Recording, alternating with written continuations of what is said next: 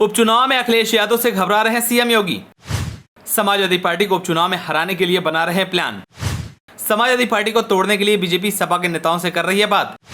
पहली बार मुस्लिम सीटों पर बीजेपी का प्लान। समाजवादी पार्टी के मुस्लिम नेताओं से बढ़ा रही है बातचीत। क्या उपचुनाव में समाजवादी पार्टी को तोड़ने में बीजेपी होगी कामयाब? चलिए आपको बताते हैं उपचुनाव को लेकर बीजेपी क्या बना रही है प्लान। लोकसभा चुनाव खत्म होने के बाद उत्तर प्रदेश में विधानसभा की 10 सीटें खाली हुई है, जिसे लेकर यूपी की राजनीति में सियासत तेज हो गई है। जिस तरह से लोकसभा चुनाव में यूपी में सपा और बीजेपी के बीच जोरदार टक्कर देखने को मिली थी, ठीक उसी तरह इस उपचुनाव में भी सपा और बीजेपी के बीच कांटे की टक्कर देखने को मिलेगी। दोनों ही पार्टियां उपचुनाव को लेकर तैयारियों में जुटी हुई है।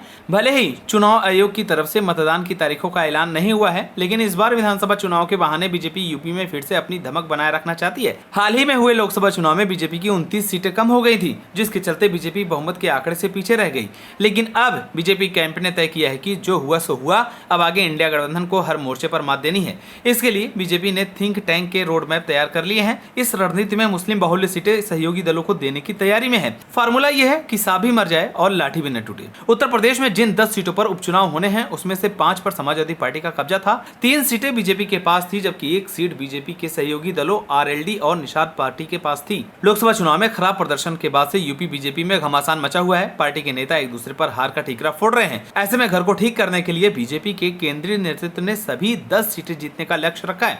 फैजाबाद लोकसभा क्षेत्र में पड़ने वाली मिल्कीपुर सीट जीतने के लिए एक अलग टीम बनाई गई है। मिल्कीपुर से विधायक रहे अवधेश प्रसाद फैजाबाद से समाजवादी पार्टी के सांसद चुने गए हैं। इसी लोकसभा सीट में अयोध्या है। ये हार बीजेपी के लिए गले की फांस बन गई है। अयोध्या और राम मंदिर सालों से बीजेपी का मुद्दा रहा है। बीजेपी की तैयारी कुंदर की सीट भी समाजवादी पार्टी से छीनने की है। संभल जिले की कुंदर की विधानसभा क्षेत्र में 62% मुसलमान वोटर हैं। बीजेपी यहां पर सिर्फ एक बार 1993 में जीत पाई थी।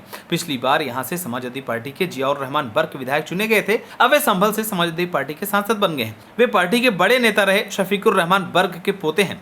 बीजेपी इस बार ये सीट राष्ट्रीय लोकदल को देना चाहती है। आरएलडी से मुस्लिम उम्मीदवार देकर बीजेपी इस बार समाजवादी पार्टी का खेल खराब करना चाहती है। इसके लिए बीजेपी का प्रदेश नेतृत्व समाजवादी पार्टी के 2 मुस्लिम नेताओं से संपर्क में है। यूपी बीजेपी के प्रदेश अध्यक्ष भूपेंद्र चौधरी इन दिनों उपचुनाव के लिए मजबूत उम्मीदवारों की तलाश में है। जिस 10 सीटों पर उपचुनाव होने हैं, उनमें मुजफ्फरनगर की मीरापुर सीट आरएलडी के पास थी। यहां के विधायक चंदन चौहान अब बिजनौर से लोकसभा सांसद बन गए हैं। बीजेपी इस बार मीरापुर अपने पास रखकर कुंदरकी सीट आरएलडी को देना चाहती है। वैसे जैन चौधरी से बात अभी फाइनल नहीं हुई है। कुंदरकी से मजबूत उम्मीदवार उतारने के लिए समाजवादी पार्टी के 2 नेताओं से बातचीत चल रही है। सूत्रों का मानना है कि पार्टी के प्रदेश नेतृत्व से इनकी मुलाकात भी हो चुकी है। इनमें से एक मायावती सरकार में मंत्री थे, अब वे अखिलेश यादव के साथ हैं, जबकि दूसरे नेता पीस पार्टी से विधायक रह चुके हैं। अब वे भी समाजवादी पार्टी में हैं।